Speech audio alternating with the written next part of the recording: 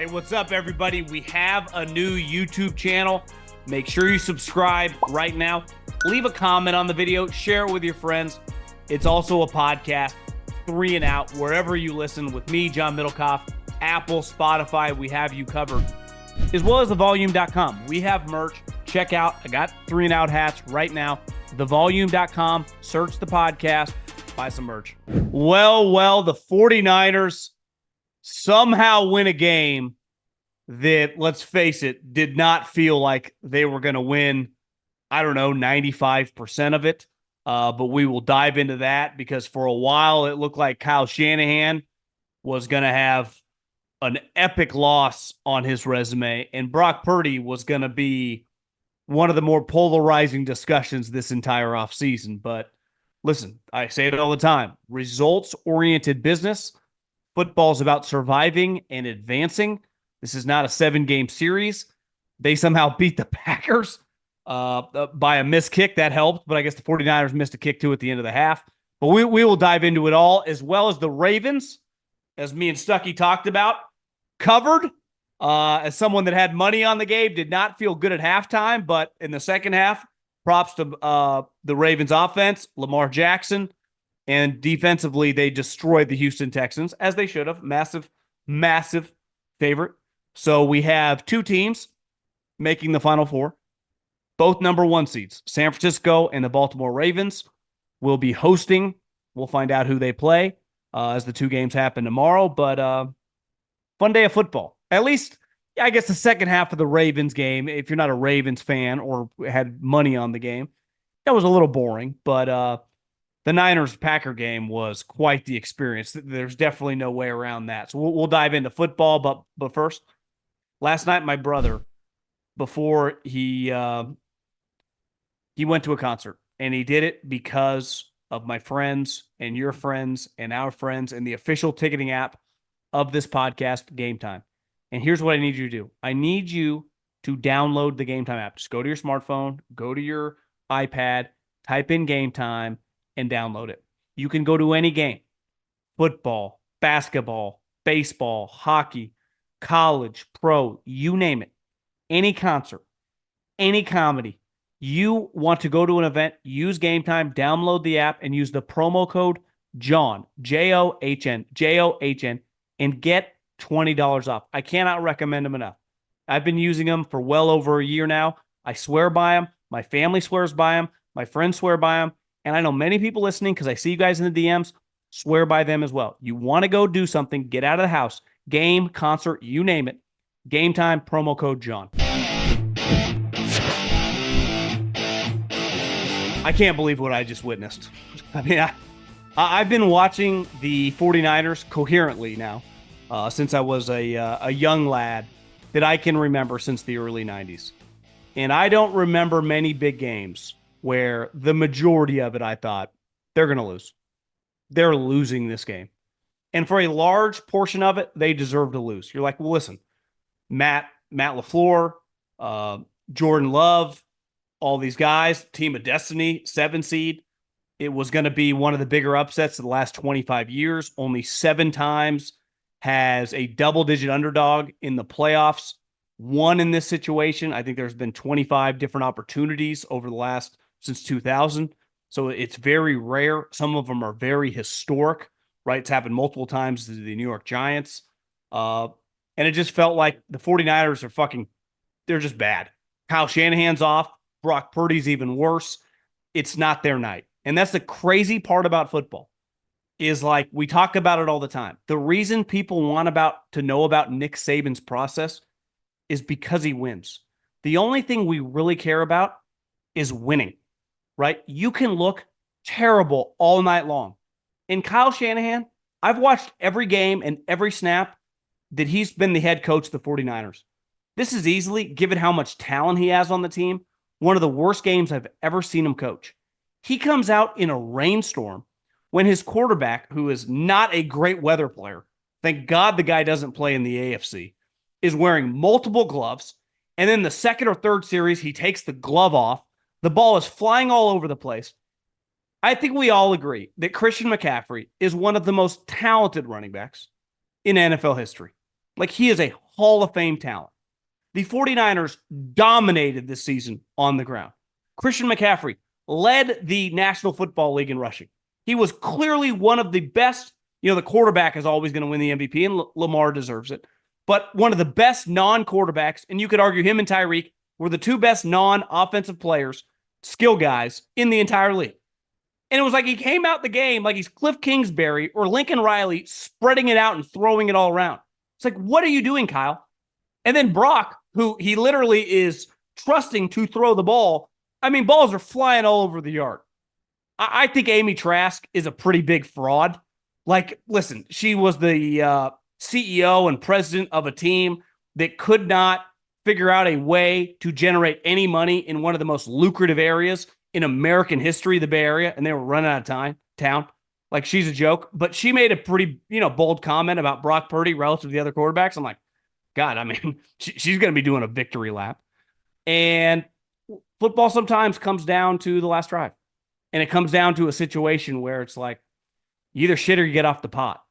And Purdy, down 3 points after the Packer kicker, I don't want to say missed a layup field goal, but missed a field goal that you got to make.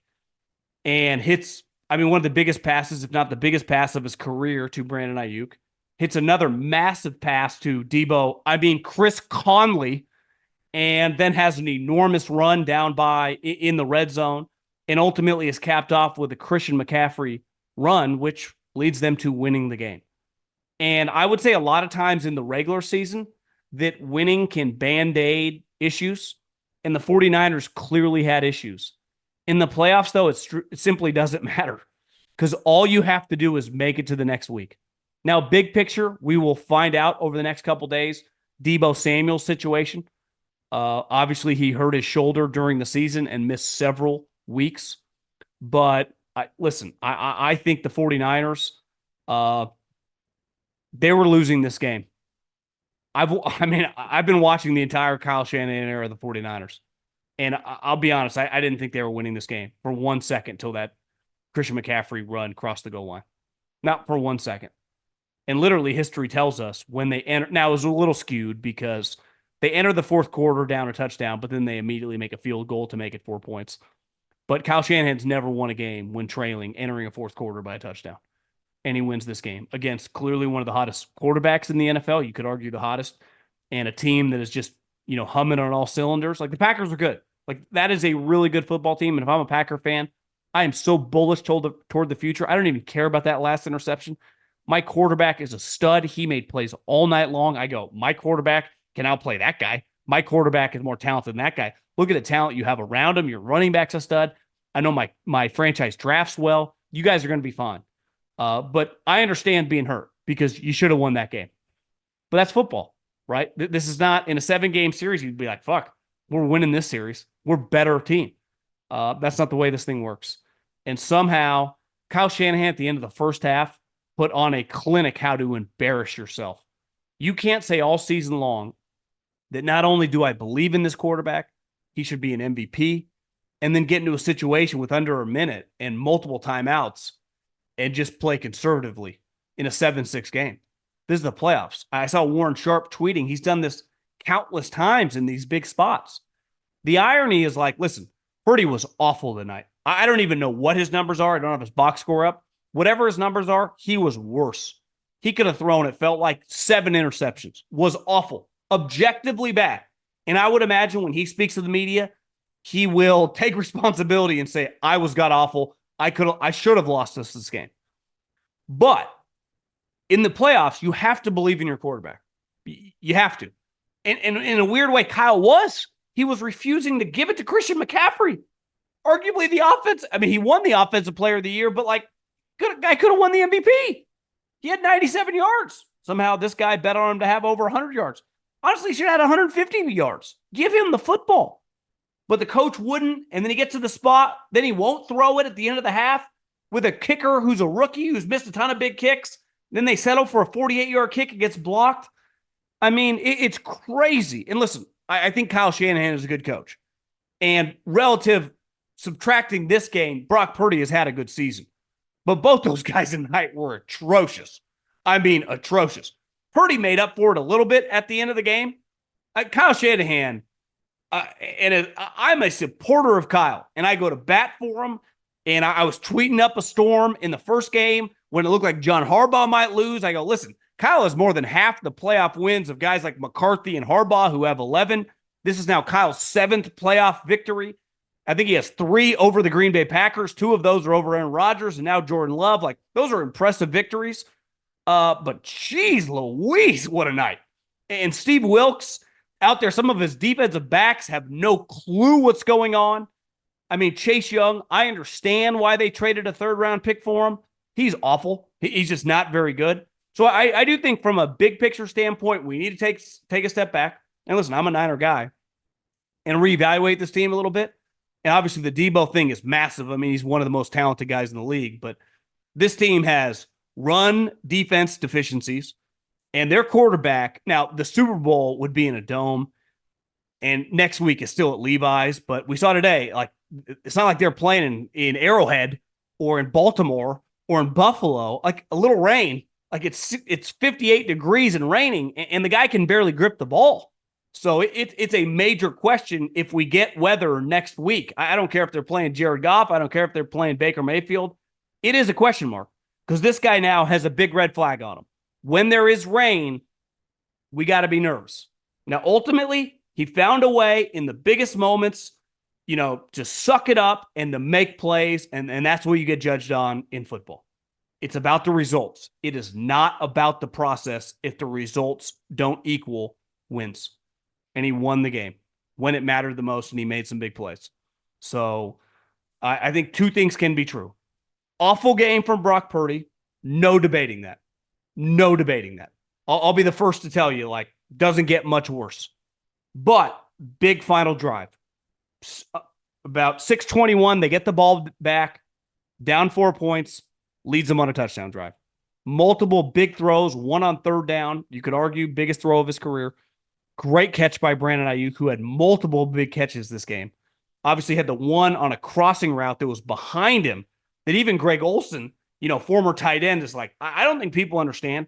When you're running full speed and the ball is behind you and low, and you can keep your feet and make the catch, that's an incredible catch, bad throw. So Brandon Ayuk, who is a big-time talent, is a $20 million wide receiver, they're going to have to figure that out this offseason. I don't know quite what they do, but whether it's on the Niners or not, like, someone's paying them.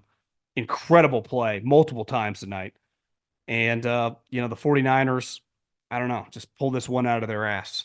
And I understand if you're the Packer fan, man, this one stinks. This one really, really stinks. And you've had now, I think, the year the Niners made the Super Bowl, they beat the Packers in the NFC Championship game. That was the year that Jimmy, I think, threw it 8 times. He had 6 completions, 8 attempts. The Niners ran for like 7 million yards, and they kicked the Packers' ass. That's one where you kind of tip your hat, whatever. A couple years later, they play Green Bay, and I thought Green Bay was going to win the Super Bowl. And they beat them in the freezing cold on a block punt, and Talanoa Hufanga picked it up in the end zone, and it was the difference in the game, and ultimately Robbie Gould hits a walk-off field goal. That's the worst loss I've ever seen. Because you had Aaron Rodgers in the peak of his powers, MVP, and the 49er team was not great. And the 49ers ended up losing to the Rams in the next round. This is a game where, the 49ers have been the clear top dog in the NFC all season long. They housed the Eagles, they housed the Cowboys, they earned the number 1 seed. And honestly, the Packers were kicking their ass. It was, what was the halftime score? 7-6. But it did not feel like that. And then going in on that final drive, even when he missed the field goal, it's 21-17. It's like the Packers are in full control. It felt like they controlled the game the entire game. They had the quarterback, the coach. They were all off kilter. Their run game was unreal. Every time they needed a big run, Aaron Jones got it. I mean, Aaron Jones is a fantastic player. They showed the graphic today. Like, leads the league in rushing the last month. Regardless of his stats, like, when that guy is healthy, he's a top 5 running back in the NFL. Aaron Jones equals stud. The young wide receivers are awesome. Their quarterback made play after play after play. Their defense was just causing havoc. I mean, Joe Barry, who everyone thought was the village idiot, was doing a good job. And I put myself in your shoes. You had to be thinking, we're going to the NFC Championship game? We're going to the NFC Championship game with Jordan Love? And then all of a sudden, Purdy leads them on a drive, and it's over, and we just lose. And then he throws that pick to Dre Greenlaw, who somehow thinks he's Deion Sanders. It's like, hey, Dre, when you get an interception, it's okay to hit the ground. Just go down. So I feel for Packer fans because I think your team's good. And I think your coach is a stud. I think your quarterback's a stud. Like, I'd leave that game thinking this. Well, we got a better quarterback than the 49ers. I know that, which is a problem because, you guys signed him to an $11 million contract. Like, he's going to want that big one. Now, you could argue, probably worthy of a lot of money, but he's going to get it. And he's going to get it. And do you give him an extension this offseason? That loss, though, that hurts. That hurts. That's the thing with football. You can have a great game. You can take it to a team. But when you get stopped in the red zone and are forced to kick field goals and don't, turn those into touchdowns, it costs you. Because at one point, it felt like the game should have been 14-7, right? But it was 7-6. So you settle for field goals, and then it comes back to bite you because all of a sudden your field goal kicker fucking leaves one left. You're screwed. And one drive ruins your season. But that's why we love this sport. That's what makes this the number one game in all of America. One game, it's all on the line. At any moment, you can be kicking someone's ass. One drive, you're out of the playoffs. Your season's over. I mean, it had to cross your mind if you're a Packer fan, like, could we win the Super Bowl? Think about this. You're like, well, let's say Detroit wins. We've already beat them in Detroit. Couldn't we do that again? And then all of a sudden, just one game shot in a dome. We got one of the best offenses in the league right now. It had to cross your mind. Because if I was a Packer fan, it would have crossed my mind. It didn't cross my mind till right now because I was thinking from a 49er standpoint. But if I'm just in a Packer shoes right now, when they're thoroughly outplaying the 49ers, and at one point it felt like, at one point it was 21 to 14. The Packers had the ball. I'm like, they score here 28-14. This game's over. They'll go to Detroit. People are going to pick the Packers in that game. At least some people will. Let's say you win that game. Are you the 07 Giants? Like, what is it the craziest thing we've ever seen? And then all of a sudden you look up, you've lost. It sucks. And I feel for you because I have a lot of respect for tonight. You guys showed up to kick serious ass. You were aided by Kyle Shanahan and his shitty play calling, but fantastic effort by the Green Bay Packers. Fantastic season. I'm so bullish on that franchise. I have so much respect for that franchise. Trading Aaron Rodgers, transitioning to Jordan Love, finding all these sweet young players. Your coach is a baller. Obviously, the defensive coordinator is going to be a much discussed topic over the next week. Do you fire him? Do you keep him? Has he done enough to keep his job? But regardless, I think this is a franchise, on the come. So congrats to that, and somehow the 49ers pulled this off. DraftKings Sportsbook, an official betting partner of the NFL playoffs, is bringing you an offer to help make the playoffs electrifying. New customers can bet $5 on any game and get $200 instantly in bonus bets. Download the DraftKings Sportsbook now and use code JOHN. New customers can bet $5 to get $200 instantly in bonus bets.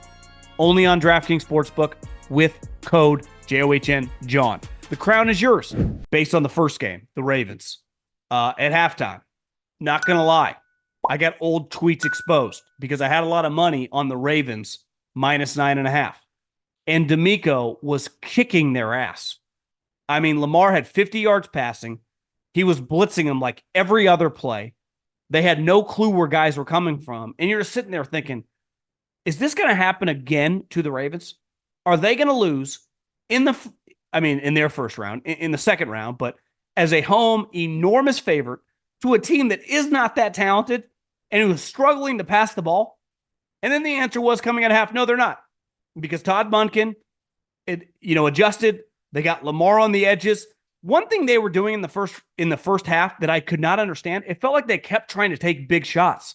It's like, guys, just throw some wheel routes and some out routes and some slant routes. Get some easy passes to get some momentum for Lamar. What did they do in the second round? They got him on the edges on rushes, and they got some, I would just say, high percentage completions. And what did Lamar look like? I don't know, the MVP of the league. One of the things going into that game, why I loved the Ravens -9.5, which was making me driving me nuts at halftime, was like, The discrepancy of talent in this game is as wide as the Grand Canyon. Yet you're watching this game and you're going, fucking D'Amico's taking it to him. And then the second half, they settled down. And even Lamar said he started cussing people out at half. And they balled out. And they just took it to him. As they should have. Like the talent discrepancy in that game was honestly nowhere near what we saw in the second game. Like I watched the Packers. I go, I don't see that much of a talent gap. Like all your offensive players are big time. I watched the Texans, like besides CJ Stroud and Nico Collins, they're missing multiple first rounders on their offensive line. Their defense has been decimated by injuries over the years. And it's like, how is this close? And ultimately it wasn't because the Ravens strangled them as they should have. And they ran the ball down their throat and Lamar took off running the ball. And you get him in open spaces, it's off and running. But I do think you saw signs of if you can just contain Lamar, like part of what makes him unstoppable is when he can get these 15, 20-yard runs, it just snowballs on you. But when you can contain him as a runner and you can blitz him and kind of throw him off the spot like they were in the first half, it just discombobulates everything. Now, once they got in the second half, he made the great throw to the tight end that mossed the little DB. It just kind of snowballed from there. And they scored 24 unanswered points in the second half, and they dominated the Texans, as they should have. And in a weird way, that's probably the worst half the Texans are going to, the Ravens are going to play, over the two AFC games, right? Because people were asking me, like, do you think they're going to be, what do you think about next week? Did they show some signs? I actually think they get extra rest. They're at home, so they don't have to travel. And tomorrow with the Chiefs and the Bills, like that's going to be a bloodbath game more than likely. It's going to take a lot out of whoever that they end up having to play. Now, the difference is I don't want to say CJ looked like a rookie, but that's a tough environment for a guy making a second career playoff start, in freezing cold temperatures against an elite defense. An elite defense. I mean, Mike McDonald more than likely is going to become a head coach in the NFL this offseason. To me, him and D'Amico are the two best young defensive coordinators in the league. And he destroyed him. But next week is a little bit different animal. Whether it's Patrick Mahomes, a guy that's won multiple Super Bowls and multiple MVPs, or Josh Allen, a guy that can just outplay any defense. But like the version we saw of the Ravens in the second half, to me, more likely we're going to see in this game next week. Right? Now, that doesn't mean they can't be beat, but I would expect them to play better start to finish next Sunday than we saw today. I mean, today they look like a team that had a week off, had rested the guys week 18, that started slow, that didn't have a great feel for the game. Thought Lamar looked a little rushed. And in the second half, they looked much more like the team we saw play all season that is literally better than everybody they play. So they can be a bully. Like one thing you see with the 49ers, like their version of being the bully is kind of gone. Like Chase Young is not that good of a player. So their defensive line is not that dominant. They're still really good, but they're nowhere near as good as I think we thought they were going to be. When you watch the Ravens and they're humming, physically, they are the toughest team in the NFL. I think they've proven that over the course of the season. They may not be the sexiest team because they don't have these crazy pass rushers left and right, but to me, they are the most physical team, top to bottom, especially on defense. And offensively, the way they want to play, like they will run the ball down your throat. Like in theory, Kyle will, but then he gets games like tonight, like, oh, I'm going to prove that I can throw. Like, Kyle, why are you trying to prove you can throw? Just run the ball. And when you have a great running game, that can, just demolish the opponent. Basically, like, I'm not a huge UFC guy, but I followed wrestling enough to know once I get you to the ground that I can force you to tap out. And that's kind of what the Ravens did in the second half. They forced them to tap out, ran the ball down their throat with their quarterback and their running backs. And then you can physically impose your will offensively and defensively. So, listen, if I'm a Ravens fan, first half, and I was a Ravens backer, was a head scratcher. But the second half makes you feel good, and I think that's the team that you see moving forward. So, Ravens get a very, very convincing win and have a lot of momentum going in the second half. And obviously, I'm sure you saw the viral videos of Harbaugh and the coaching staff's dancing, but that was big time because they needed it. It was getting tight. Those are two teams that had a lot of pressure. What'd I say? The most pressure coming into this week was on Kyle and Brock, and you felt it all game long. Somehow they pulled that game out of their ass and they won it. Harbaugh, they came out of the second half and just kicked ass and take names. And last but not least, I saw this report before some of the games that Mike McCarthy Think about this.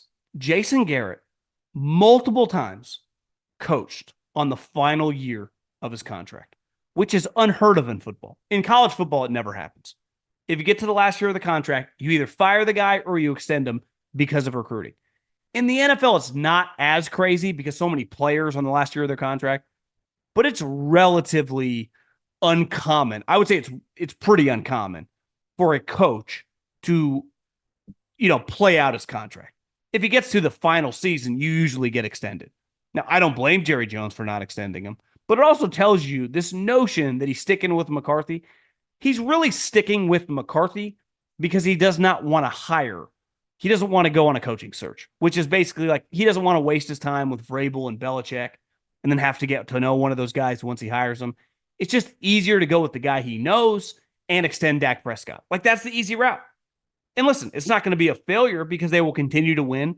I would say until we see what Sirianni does, more than likely they'll probably win the division next year. But like we've said, like, how do we have any faith that anything different is going to happen? And even Jerry's telling you, it's not like he believes in the guy. It's like, yeah, I'm not extending him. So Jerry has done this now 3 times to the last 2 coaches. Played on their last year of the contract. It's like, listen, I don't totally believe in you. Like, I don't really want to marry you, but I really don't want to go date other people. So let's just ride this out. That's what Jerry's doing. Instead of just like, I really believe in this guy, I think we can get over the hump. So Jerry can say whatever he wants. His actions are, and I say this all the time about football and life. I don't give a shit what you say, what you tweet, what you post on Facebook. I judge you on your actions. And Jerry's telling you, like, yeah, this is kind of the easy route, but I don't think he's any different than really you guys think. I just don't really want to change. So we have no room to get mad if the same thing happens this year, happens again next year in the first or second round of the playoffs. Because Jerry told you that he kind of expected it to happen.